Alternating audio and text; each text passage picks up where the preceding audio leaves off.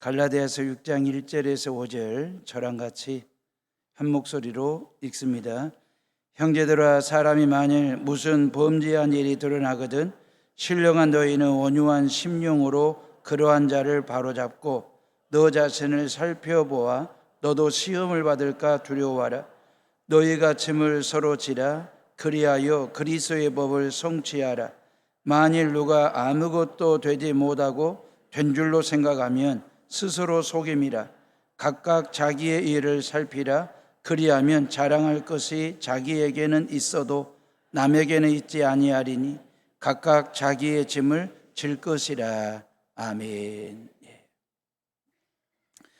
지게들 져보셨습니까?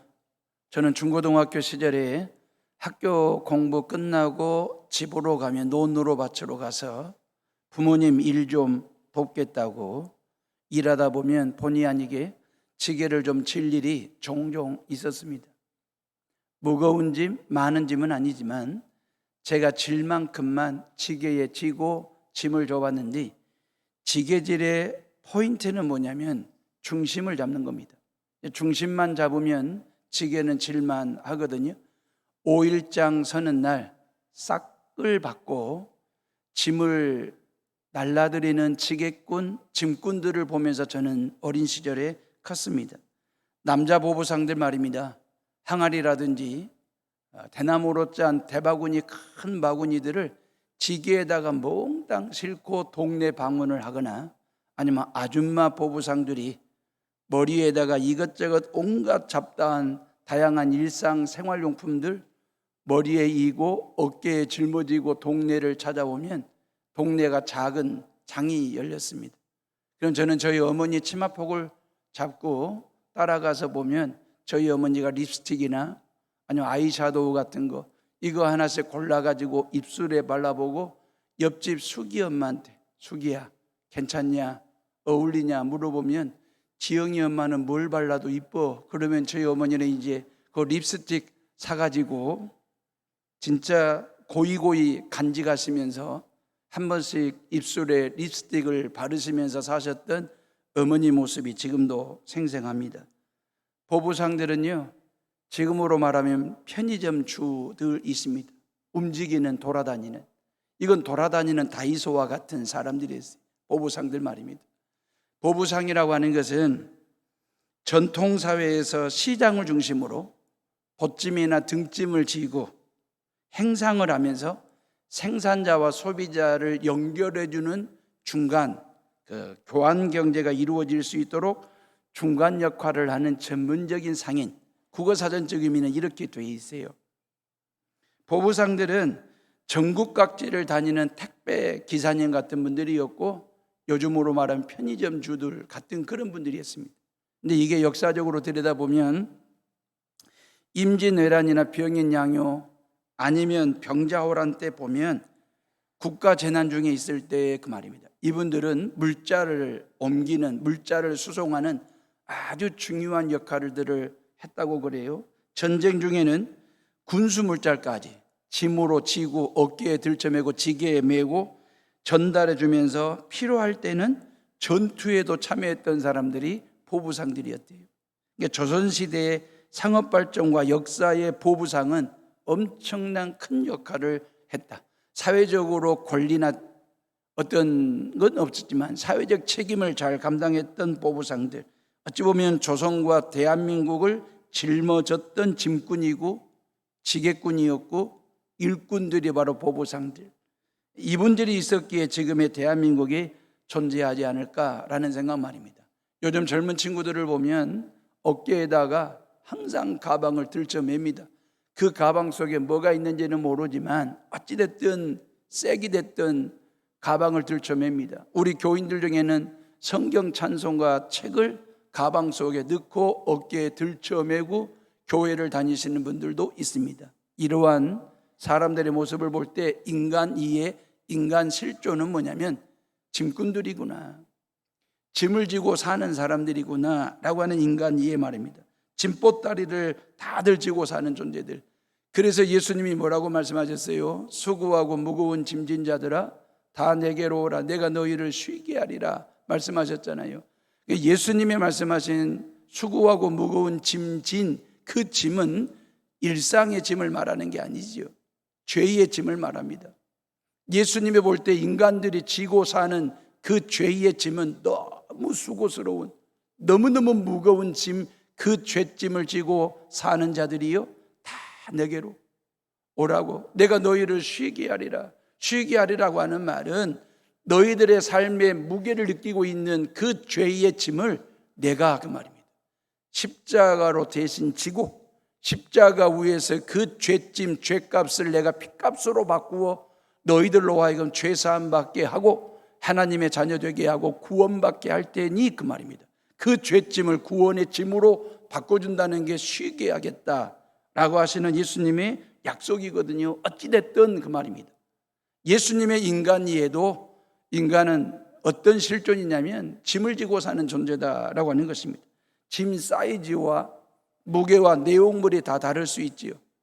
크기가 다르고 무게가 다르고 내용물이 다 다를 수 있겠지만 어느 누구든지 간에 한평생 짐을 지고 사는 짐꾼, 일을 해야 될 일꾼, 그리고 이러한 삶을 사는 사람, 그러면 중요한 것은 그 말입니다. 이제 막 태어난 갓난 아이가 뭔 짐이 있겠냐 싶지만 그 아이도 짐이 있다고요. 그리고 앞으로 지고 가야 될 짐이 만만치가 않고, 막 죽음을 앞두고 있는, 임종을 앞두고 있는 사람에게 뭔 짐이 있겠냐라고 생각하는지는 몰라도 인생 마지막 끝물에 벗기고 내려놓아야 할 그 짐이 만만치 않아서 죽음을 맞이하시는 분들을 보면 그 말입니다. 그래서 우리는 고인 영정 앞에 서기만 하면 마음속으로 아래에 있는 게 뭡니까? 그동안 무거운 짐 지고 산이라고 고생 많이 하셨다고, 이제 그 짐 내려놓고 좋은 곳으로 가시라고 영정 앞에서 말입니다. 마음속으로 이구동성으로 아래에 있는 것은 이 고인이 평생 짐을 지고 산 사람이다라고 하는 인정이죠. 사랑하는 오름의 식구들이요, 인간은 짐을 지고 사는 존재, 짐꾼이다라고 하는 결론이 있었어요. 그러면 어떤 짐이냐 그 말입니다. 어떻게 질 거냐, 이게 설교의 방점은 거기에 있습니다. 먼저 1절을 보면 죄의 짐을 얘기해요. 자, 1절을 다 같이 다시 한번 읽어봅니다. 시작. 형제들아, 사람이 만일 무슨 범죄한 일이 드러나거든 신령한 너희는 온유한 심령으로 그러한 자를 바로잡고 너 자신을 살펴보아 너도 시험을 받을까 두려워하라 그랬어요. 자, 만일 무슨 범죄한 일이 드러나거든 그랬어요. 여기서 말하는 죄라고 하는 말은 헬라어로 파라핍토라고 하는 단어를 썼거든요. 파라핍토라고 하는 말은 뭔 말이냐면 넘어질 수 있다 그 말이에요. 그리고 길을 가다가 넘어지거나 눈에 미끄러지거나 아니면 삐끗할 수 있다 그 말입니다.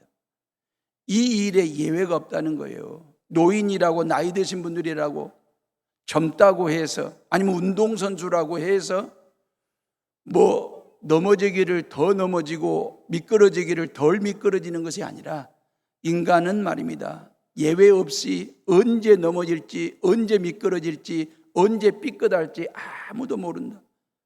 파라핍토라고 하는 죄는 이런 거예요. 우리가 일생을 살아가면서 죄를 범하는 데 있어서 그 말입니다, 예외 없다는 거예요. 목사인 저도요, 언제 죄 앞에서 미끄러질지 넘어질지 삐끗할지 아무도 장담할 수 없는 죄의 개연성을 가지고 살았다. 파라핍토 그 얘기예요. 자, 그러면 이러한 죄가 드러났을 때 그 말입니다, 이러한 죄를 지었을 때 우리가 두 가지를 해야 됩니다. 오늘 1절 말씀에 보니까 바로 잡아주라는 것입니다. 바로 잡아주라는 말은 지은 죄인을 잡아가지고 때려 잡아가지고 감옥 안에 이런 얘기가 아니고, 바로 잡아주라는 말은 바로 세워주라, 바로 회복시켜주라 그 말이거든요. 그럼 바로 잡다라고 하는 말의 헬라어 원어적인 의미는 이런 겁니다. 깨진, 부서진, 뼈를 맞춘다 그 말이에요. 깨진 데가 아물도록 부서진 데를 회복시키고 뼈가 부러진 데를 교정을 통해서 그 말입니다. 그래야 걸을 수 있고 일할 수 있고 살 수 있는 것처럼 그 말입니다. 다시 말하면 누군가가, 아니면 내가 됐든 누군가가 파라핍토했어요. 죄를 범했어요. 그 죄 앞에서 누군가가 넘어졌네요. 미끄러졌습니다. 삐끗했습니다. 그러면 바로 가서 바로 잡아주라는 거예요. 버팀목이 되어주라는 거죠. 이 사람이 이 죄로부터 바로 설 수 있도록, 회복할 수 있도록 바로 잡아주는 일을 누가요? 저와 여러분들이 예수 그리스도를 믿는 사람들이 그 말입니다. 부모들이 아이들을 체벌하는 것은 그 말입니다. 지극히 정상적인 겁니다. 혼도 내야지요. 매도 들어야지요. 벌도 줄 줄 알아야지요. 벌 받을 줄도 알아야지. 매 맞을 줄도 알아야지. 왜요?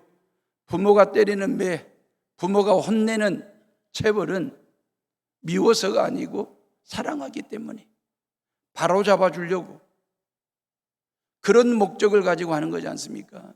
저도 초등학교 6학년짜리 딸이 있는 학부형입니다. 초등학교 1학년 때부터 6학년 때까지 항상 학기 초에 선생님들이 신상명세, 신상 파악하는 용지가 옵니다. 이 아이의 미래 희망이 뭔지, 부모님이 원하는 희망사항이 뭔지, 그러면서 그 질문지 중에 어떤 질문이 있냐면 담임 선생님에게 부모가 원하시는 것, 바라는 바가 뭔지 적어주세요. 그 란이 있어요. 저는 지난 6년 동안 초등학교 1학년 때부터 6학년 때까지 매를 들어서라도, 때려서라도, 혼을 내서라도 바르게 가르쳐 주세요. 딸을 불러요. 봐라, 아빠가 이렇게 썼다. 너희 선생님에게 너를 바르게 가르치려면 매를 들어서라도, 때려서라도, 혼내서라도 가르쳐달라고 아빠 엄마가 허락을 했다. 딸에게 이해를 구하고 선생님에게 그렇게 보냈습니다. 바로 잡아주는 것, 이게 중요하죠. 선생님이 애들을 바로 잡을 수가 없는 여러 가지 열악한 상황들이 있어요. 그래서 지금 대한민국이 울어요. 학교가 울고 있어요. 선생님들이, 애들이 울고 있어요. 찢어진 그물 갖고는 고기를 낚을 수 없습니다. 삐끗한 허리 갖고는 일할 수 없고 걸을 수가 없거든요. 바로 잡아준다라고 하는 것은 그런 거예요. 찢어진 그물을 잘 꿰매어 주어서 고기 낚는 그물이 될 수 있도록 그렇게 파라피토를 했을 때, 죄는 하나님과의 관계만 틀어지는 게 아닙니다. 인간관계까지도 어긋나게 하거든요. 그리고 하나님의 형상을 깨트리고 우리의 삶을 찢어놓아요. 죄가 넘어뜨려 놔요. 그래서 예수님이 수고하고 무거운 죄의 짐을 진 자들아, 그 말이에요. 다 당신에게 오라는 거잖아요. 얼마나 감사한지, 올, 그 말, 모두가 다 오라는 겁니다. 내가 너희를 쉬게 하리라, 그 말은 바로 잡아주겠다, 회복시켜 주시겠다라고 하는 약속의 말씀이에요. 자, 그 다음에 죄가 드러났을 때 두 번째로 할 것이 뭐냐면, 오늘 1절 말씀이 그랬잖아요. 너 자신을 살펴보라고 그랬잖아요. 너도 똑같은 죄를 범할 수 있다. 우리는 살아가면서 그런 거잖아요. 남의 잘못에 대해서 너무나 우리가 그냥 냉혹하게, 냉정하게 해석하거나 적용하거나 아니면 이렇게 들춰내고 자기 자신의 잘못과 죄에 대해서는 관대하거나 변명하거나 하는, 이걸 우리는 내로남불 시대라고들 이야기를 하거든요. 다시 말하면 성경이 뭐라고 말씀하십니까? 네 눈 속에 있는 들보를 먼저 볼 줄 아는, 남의 눈 속에 있는 티 같은 죄도 핀셋으로 뽑아서 바로 잡아주고 바로 회복시켜주는 것도 귀한 일이지만 그 말입니다. 그러면서 너를 살펴라. 너도 동일한 그 죄를 범할 수 있는 연약한 존재다. 이게 1절 말씀의 핵심이거든요. 그래서 우리가 건강한 대한민국, 건강한 한국교회, 건강한 해오른교회가 되고 우리 모두가 다 건강한 신앙생활을 하려면 내로남불 하시면 안 되는 거예요. 내가 인사하면 예의고, 남이 인사하면 아부가 되고, 내가 어울리면 화합이고, 남들끼리 어울리면 패거리가 되고, 내가 고스톱을 치면 오락이고, 남들이 고스톱을 치면 노름이고, 남이 받으면 뇌물이고, 내가 받으면 떡값이고, 아니죠. 내가 바람 피우면 로맨스고, 남들이 바람 피우면 불륜이고, 아니라는 거예요. 우리가 살아가는 이 시대의 그 말입니다. 어찌 보면 남에게 들이대는 잣대보다도 나에게 더 완벽한 그리고 견고한 좀 더 디테일한 잣대를 들이대면서 나 자신을 좀 살피고 두루두루 확인하고 체킹하는 것 말입니다. 1절 말씀의 핵심은 모든 인간은 죄짐을 지고 사는 짐꾼이라고 하는 것입니다. 이건 지적이 아니라 고백이에요. 죄라는 바이러스에 걸린 인간 말입니다. 그래서 사도 바울은 나는 죄인 중에 괴수라고 얘기했지 않습니까? 나는 죄인들의 대장이고 나는 죄인들의 우두머리라고 고백할 정도로, 아니 성경 13권을 쓴 사도 바울입니다.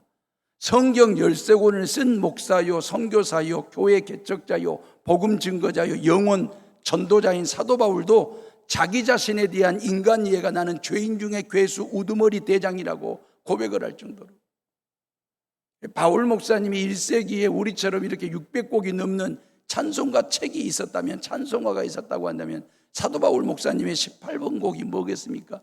하나님의 은혜로 있을 때 없는 자, 이 찬송을 많이 부르지 않았을까? 왜 구속하여 주는지 난 알 수 없도다 그래요. 이 고백 말입니다. 다시 말하면 내가 져야 할 죄짐 말입니다. 내가 져야 할 그 죄짐을 우리 예수님이 대신 지고 그 말입니다. 십자가 위에 오르셨어요. 모든 살을 다 찢었어요. 모든 피를 다 흘리셨어요. 그리고 십자가의 피값으로 죄값을 완벽하게 100% 지불하셨어요. 그리고 그 예수 그리스도를 믿는 자에게 구원을 선물로 주셨어요. 그래서 우리는 예수의 피값이 매겨진 예수짜리가 됐어요. 이걸 성경은 구원이라고 얘기하는 거예요. 그러면 죄 문제 해결됐잖아요. 우리 이 시간 죄짐을 내려놓는 존재가 됐지 않습니까?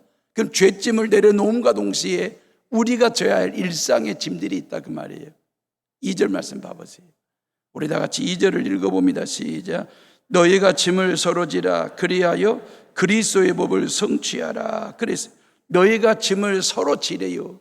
짐을 지는데 방점이 어디에 있습니까? 서로 그 말입니다. 뭔 짐이냐가 중요한 게 아니고 이 짐을 서로 지라고, 이게 그리스도의 법을 성취하는 거래요. 그리스도의 법이 뭔데요? 사랑의 법입니다. 예수님이 그렇게 하셨거든. 우리를 사랑하셔서 저와 여러분들의 모든 죄를 짊어지고 십자가 위에 죽으시고 사랑, 부활하시고 사랑, 그 예수를 믿는 자들에게 죄사함 사랑이잖아요. 하나님의 자녀됨의 권세 사랑이잖아요. 구원 사랑이지 않습니까? 이 사랑의 법을 성취하게 하셨다. 그러면서 짐을 서로 지라고 말씀하셨거든요. 그 다음에 5절 말씀이요. 5절 다 같이 읽어봅니다. 시작. 각각 자기의 짐을 질 것이라 그랬어요. 각각 자기의 짐을, 여기는 자기, 이게 방점이에요. 자기의 짐이 있다는 거예요. 다시 말하면 2절 말씀은 서로 져야 할, 서로 져 주어야 할 무거운 짐이 있고 많은 짐이 있고, 5절의 짐은 서로 나눠지지 않아도 내 스스로 질 만한 가벼운 간단한 짐들이 있다. 요 얘기를 하는 것이거든요. 자, 그러면 내 짐만 지고 사는 존재가 아니라 내 주변의 이웃들, 직장 동료들, 지인들, 친구들 둘러보면 정말 세상 무거운 짐 지고 버겁게 힘들게 벅차게 복잡하게 낑낑대면서 짐지고 사는 이웃들, 지인들이 있습니다. 그 사람들의 짐을 서로 지라고 말씀했잖아요. 지금 수재민들이 지어야 할 짐은 얼마나 수고스러울까, 무거울까.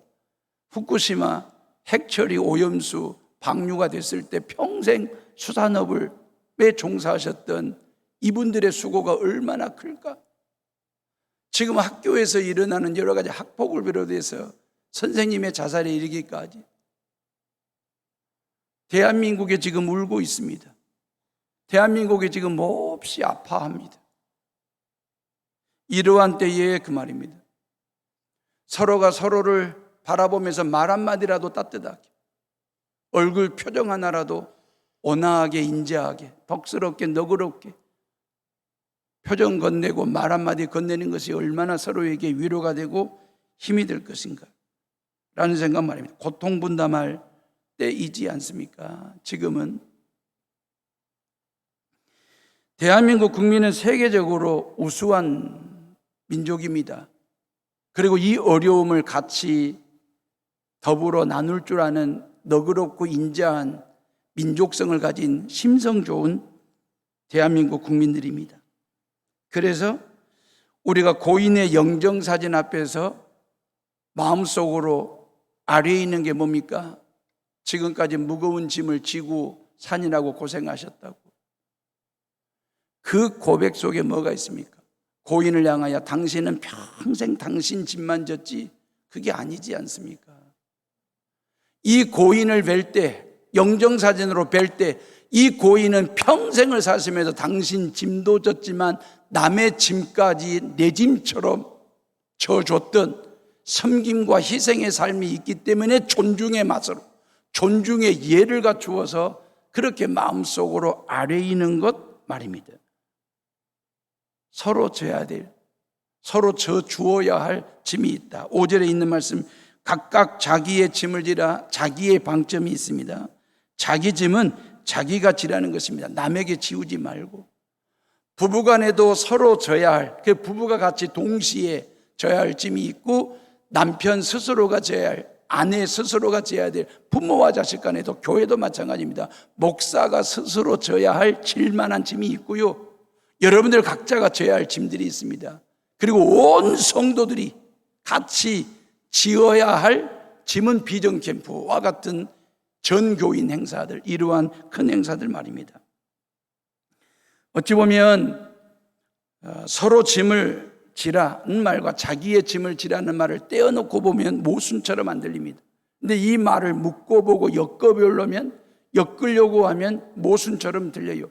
서로 지라고 해놓고 자기 짐을 지라고 말씀하시고, 스스로 지라고 해놓고 서로 나눠 지라고 하는 이 말씀의 가르침이 묶어놓으면 모순처럼 들리는데, 헬라어 원어를 들어보면 이해가 돼요. 서로 져야 할 서로 져야 될 이 짐은 헬라어로 바로스라고 하는 단어를 썼습니다. 무겁다는 겁니다. 많다는 것입니다. 혼자 지기에는 너무 무겁고도 많은 짐 바로스. 이 짐은 바로 져주라는 것입니다. 같이 지라는 것입니다. 남편 짐이 너무 무거워 보여. 바로스예요. 그때 아내가 당신 지고 있는 짐 나한테도 좀 줘. 나눠서 지는 거. 이게 바로스예요. 혼자 스스로 져야 될 짐은 포르티온이라고 하는 단어를 썼거든요. 포르티온이라고 하는 말은 가볍다, 간단하다, 그 짐이에요. 부부간에도 남편이 마땅히 지고도 넘을 만한 짐이고 아내가 져도 될 짐인데 그걸 서로 지우려고 하다 보면 다툼이 일어날 수밖에 없고 싸움이 일 수밖에 없는 그런 것 말입니다. 바로스와 같은 무거운 짐은 내가 져줄게. 그럴 때 부부간에 행복해지는 거고요. 포르티온 같은 가벼운 짐들은 내가 질게. 충분해. 나 그 정도 힘은 있어. 이래야 부부간에 행복해지는 것이거든요. 우리 예수님께서 그 말입니다. 저와 여러분들의 모든 바로스와 같은 짐이든 포르티온 같은 짐이든지 간에 이 짐을 대신 우리를 위하여 져주신 그 예수 그리스도, 그 말입니다. 그래서 이사야 선지자가 뭐라고 얘기했냐면 그리스도를 고난받는 종, 그렇게 얘기했어요. 그래서 이사야 53장 4절에 보니까 그는 실로 우리의 질고를 졌다 그랬어요. 예수님은 우리의 질고를 졌대요. 이사야 53장 12절에 보면 많은 사람의 죄를 진 고난받는 종, 그랬어요. 모든 사람의 죄를 진 고난받는 종. 그래서 사도 요한이 뭐라고 얘기했습니까? 세상 죄를 지고 가는 하나님의 어린 양이라고 요한복음 1장 29절에 고백을 했거든요. 독일의 순교자였던 본 해퍼가 이런 말씀을 하셨어요. 본 해퍼 목사님이요. 성도들의 그리스도인답게 사는 삶의 존재 양식은 예수 그리스도처럼 사는 것이고, 그러면서 이것을 타자를 위한 존재, 그랬어요. 타자를 위한 존재. 우리는요, 타인을 위한 존재. 이게 그리스도인의 삶이라는 거예요. 예수 그리스도가 그렇게 살았기 때문에 그 예수 그리스도를 믿는 저와 여러분들의 삶의 존재 양식은 타인을 위한, 타자를 위한 존재론적인 삶을 살아야 된다. 나폴레옹이 인생 말년에, 인생 끝자락에 세인트 헬레나 섬의 유배 중에 있을 때 이런 고백을 했습니다. 예수님에 대한 고백입니다. 예수 그리스도 그분은 패배한 자 같으나 승리한 자고, 나 나폴레옹은 승리한 자 같으나 패배한 자이다. 예수 그리스도 그분은 세상에 한 치의 땅도 차지하지 못한 가난한 자 같으나 많은 땅 온 천하를 소유한 자이고, 나 나폴레옹은 한때 전구라파를 소유한 자였으나 지금은 한 치의 땅도 차지하지 못한 채 참으로 비참한 사람이 되었다. 그것은 나는 힘으로 권력으로 폭력으로 남의 땅을 빼앗아 점령했지만 예수 그리스도는 겸손함으로 사랑으로 인류를 위해 죽기까지 타자를 위한 삶을 살았고 타자를 위해 죽었기 때문에 그는 인류의 메시아가 될 수 있었다. 그리고 고백했어요. 저와 여러분 모두가 다 내가 죄할 포르티오는 기쁨으로 감사하게 즐겁게 짐꾼처럼 지시기 바라고요. 누군가가 바로 무거운 짐을 지고 있으면 대신 좀 져주시고 나눠지는 성도들 되시기를 주님의 이름으로 축원합니다. 결국 짐을 진다라고 하는 건 무거운 짐이든 가벼운 짐이든 바로스가 됐든 포르티온이 됐든지 간에 이 말씀의 핵심 포인트는 뭐냐면 섬김이에요. 예수님의 삶 자체가 섬김이었던 것처럼, 섬김이라는 말을 헬라어로 디아코니아라고 하는데, 디아코니아라고 하는 말은 봉사라는 말입니다. 원어적인 의미로 해석을 하면 노예가 머슴이 종이 주인의 발을 씻겨드리고 또 주인을 대접하기 위해서 음식 준비하는 걸 디아코니아, 섬김, 그렇게 이야기를 합니다. 사도행전 6장에 보면 교회 안에 있는 과부들과 노인들을 대접하기 위해서 음식장만을 해요. 그걸 성경은 디아코니아, 섬김이라고 얘기했어요. 사도 바울이 목회할 때 이방인 교회 교인들이 구제헌금을 모았습니다. 그래가지고 예루살렘 교회 안에 있는 가난한 성도들을 돕는데 구제헌금으로 쓸 수 있도록, 이걸 성경은 디아코니아라고 이야기를 했거든요.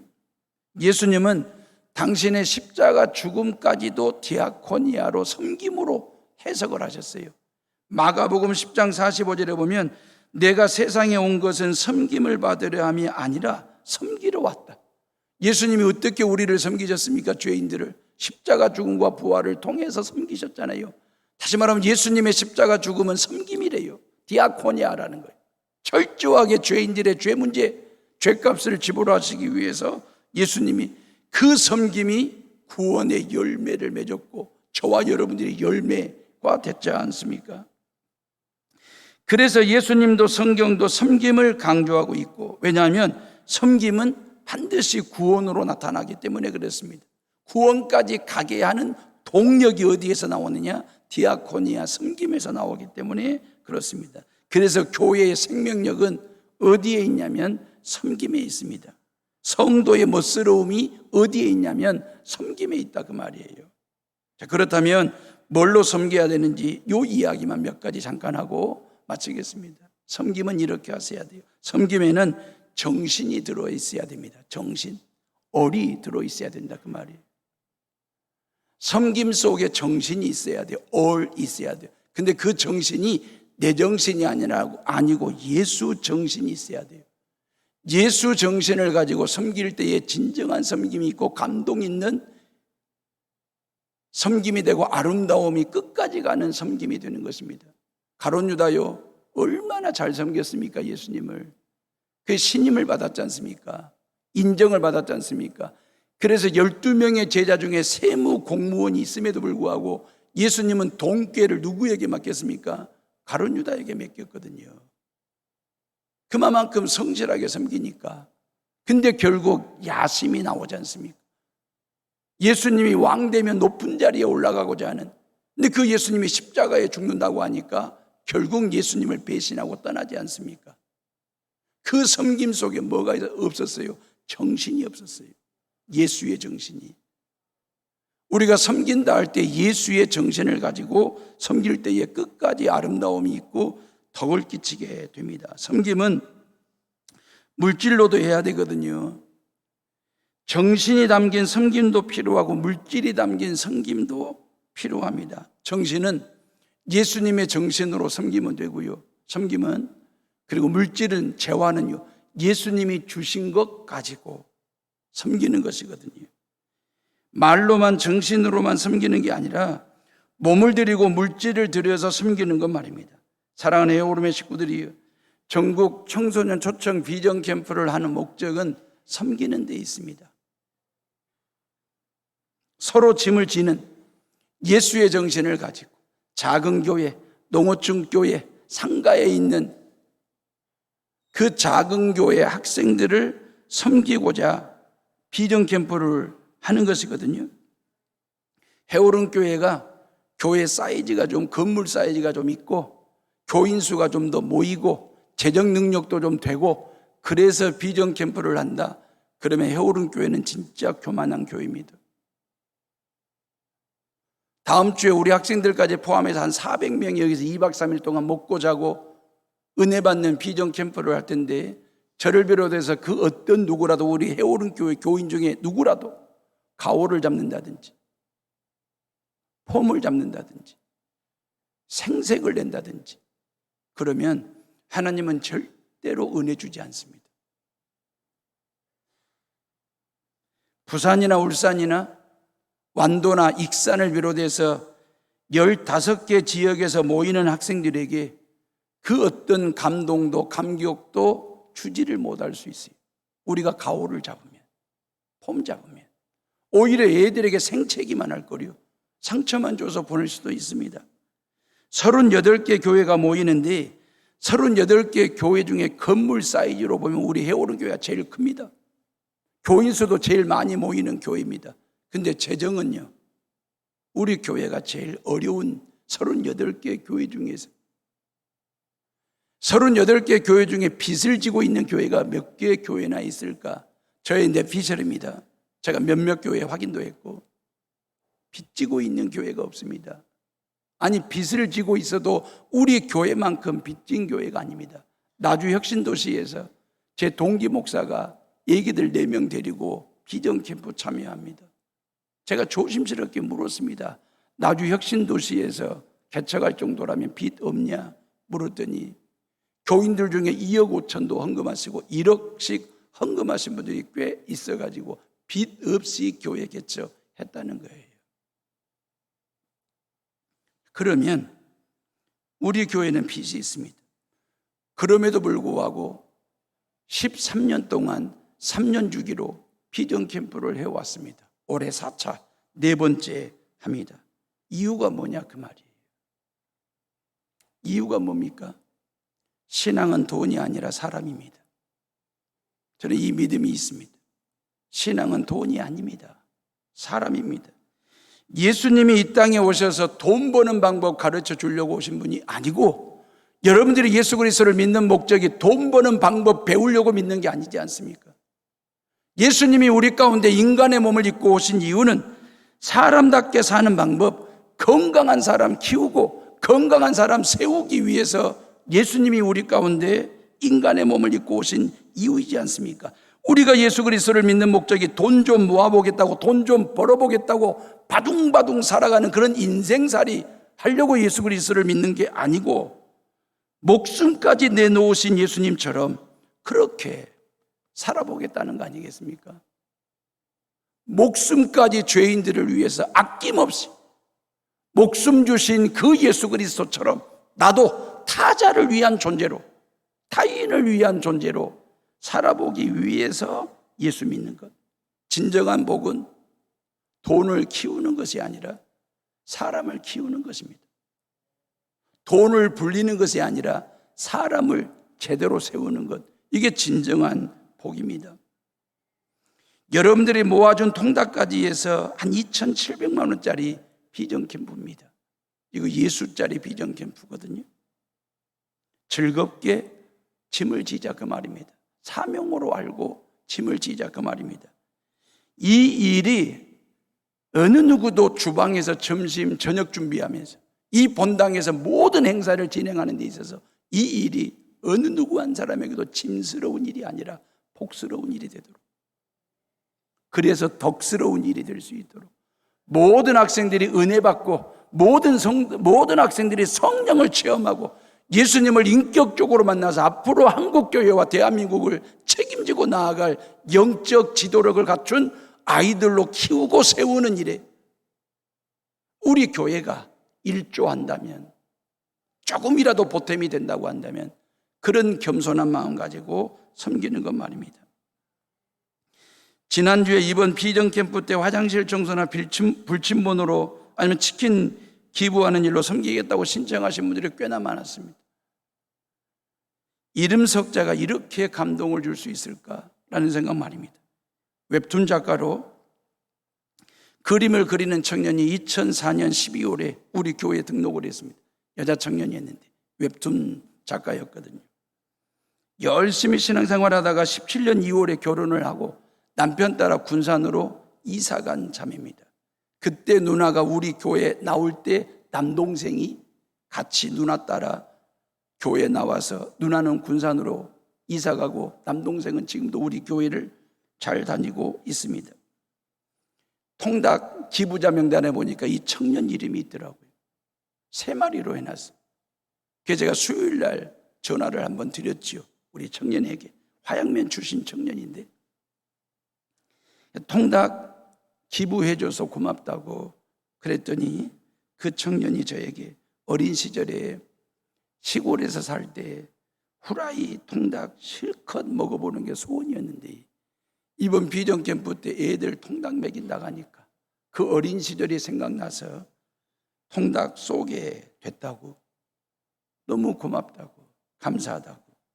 불침번 서시는 분들도 보면 참 귀하신 분들이 또 불침번 자원도 해주시고 화장실 청소 만만치 않거든요. 근데 화장실 청소도 시간대별로 많은 분들이 지원해 주시고 더 필요해서 오늘 지원서를 나눠드린 거고요. 통닭 한 마리로 얘들 3명씩 먹이려고 합니다. 그러다 보니 한 150마리 정도 통닭이 필요한 거죠. 가능한 한 해오름에 많고 많은 성도들 가정이 이 일에 동참하고 참여할 수 있도록 기회를 드리려고 2마리까지만 제한을 했습니다. 2마리까지만. 근데 3마리를 기부하겠다고 신청한 가정이 5가정이 있어요. 그래서 제가 그 가정 한 가정에 전화를 했습니다. 그냥 2마리로만 하시지요. 2마리로만 해달라고 부탁을 하려고 전화를 드렸더니 그분이 하시는 말씀, 목사님, 하나님도 성부, 성자, 성령이신데 3일체이신데 그냥 3마리 하고 싶다고 같이 웃고 그렇게 하시라고 하고 말았습니다. 예수님께서 말씀하셨잖아요. 마태복음 6장 20절 21절에 오직 너희를 위하여 보물을 하늘에 쌓아두라. 거기는 좀이나 동독이나 해하지 못하여 도적의 구멍을 뚫지도 못하고 도둑질도 못하느니라. 네 보물이 있는 그곳에 네 마음이 있느니라 그랬어요. 왜 하나님 물질과 재화를 땅에 묻지 말고 하늘에 쌓아두라고 말씀하신 이유가 뭘까요? 네 보물이 있는 곳에 네 마음이 있기 때문에. 마음이 있다는 말은 관심이 있다는 말이잖아요.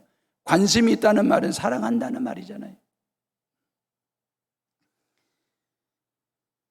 돈을 얼마나 많이 모으는가가 일하는 목적이 된다면 돈을 얼마나 많이 모을 것인지 이것이 사는 목적이고 일하는 목적이라면 그 돈이 나중에 짐스러워질 겁니다. 짐스러워집니다. 그러나 나의 돈이 하나님의 나라를 위해서 누군가가 없는 자를 위해서 쓰여지고 나누어지게 된다면 그 돈은 복스러운 것이 될 겁니다. 모든 돈이 다 복이 되는 게 아닙니다. 그 돈이 짐스러워질 수도 있고 복스러워질 수도 있습니다. 어떻게 쓰느냐에 따라서, 어디에 쓰느냐에 따라서. 비전 캠프는 어찌 보면 빚 내서 하는 거나 다를 바 없습니다. 우리 교회가 빚을 내서 하는 것과 다르고 빚 내서라도 이 일을 하고 싶어서 온 성도들이 기도했고 준비했는데 하나님께서요, 저는 믿음이 있습니다. 하나님께서 그 빚에다가 점 하나를 찍어주시면 빛이 됩니다. 지읒 받침이지만 빛입니다. 근데 하나님께서 해오른 교회가 하는 걸 보니까 너무 이뻐. 하나님께서 보실 때에 해오른 교회가 비전 캠프하면서 즐거운 짐꾼으로 작은 교회 아이들 모아놓고 2박 3일 동안 그 많은 돈을 빚을 내서라도 섬기는 그 모습을 보니까 너무 보시기에 좋아서 점 하나만 찍으면 빛이 돼요. 빛이 변하여 빛이 되게 하시는 하나님, 그 말이거든요. 세상에는 두 종류의 사람이 있습니다. 빛을 지고 사는 사람이 있고 빛을 바라고 사는 사람이 있습니다. 여러분들은 어떤 인생 살고 싶으십니까? 여러분들은 어떠한 삶을 살고 싶으십니까? 설령 여러분들의 가정적으로, 개인적으로, 사업적으로 얼마든지 물질적으로 빚을 질 수도 있겠죠. 근데 우리는 주님 앞에서 철저하게 빚진 자거든요. 왜? 예수님이 저와 여러분들의 모든 죄값을 지불해 줬으니까.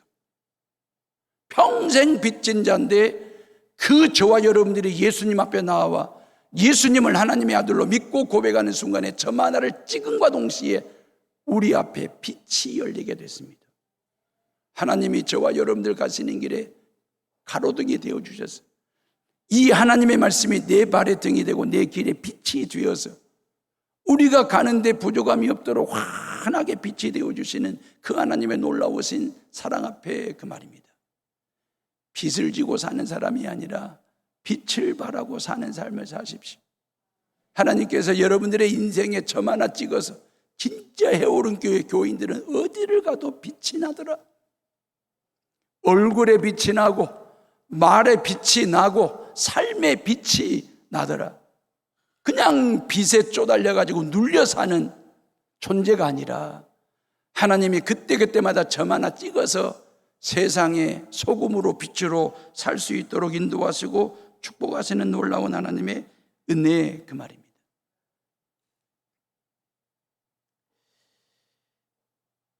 시간이 다 돼서 뒷부분은 못하겠습니다. 결론입니다. 기도 나누는 것, 중보 기도하는 것 말입니다. 이보다 더 좋은 일이 있을까요? 이보다 더 쉬운 일이 있을까요? 여름 성경학교 하는 아이들과 비전 캠프에 참여하는 모든 학생들과 수고하는 온 성도들을 위해 서로가 서로를 위해서 중보 기도해 주시는 것. 아동부 어린이 부흥성회가 이 본당에서 하거든요. 금요일 날 저녁에. 부모님들, 우리 장로님, 안수집사 권사님들 오셔서 저 뒷자리 채우시든지 2층 채우시든지 이 어린아이들이 예수님을 이 밤에 만날 수 있게 해달라고. 2박 3일 동안 비전 캠프 할 때 400명의 아이들이 밑에 다 모일 거거든요. 그러면 저 2층을 우리 어른들이 좀 항존직분자들이 오셔서 밑에 층에서 말씀 듣고 찬송 부르고 기도하는 이 아이들이 영적으로 예수님을 인격적으로 깊이 만나 하나님 앞에 정말 귀하게 쓰임받는 아이들 되게 해달라고 중보 기도해 주는 것. 이것은 물질로 섬기는 것보다도 정신으로 섬기는 것보다도 더한 섬김이 됩니다. 즐거운 기도꾼들이 되십시오. 복음의 보부상들이 되십시오. 십자가를 지고 어디를 다니든 누구를 만나든 어디서든 십자가 보부상이 되셔서 십자가 짐꾼이 되셔서 그 십자가를 통해서 당신이 믿는 예수라면, 당신이 다니는 교회라면 나도 그 예수님 믿고 싶다고 십자가 보부상으로 복음의 짐꾼으로 살아가는 저와 여러분들 되시기를 주님의 이름으로 축원합니다. 기도하겠습니다.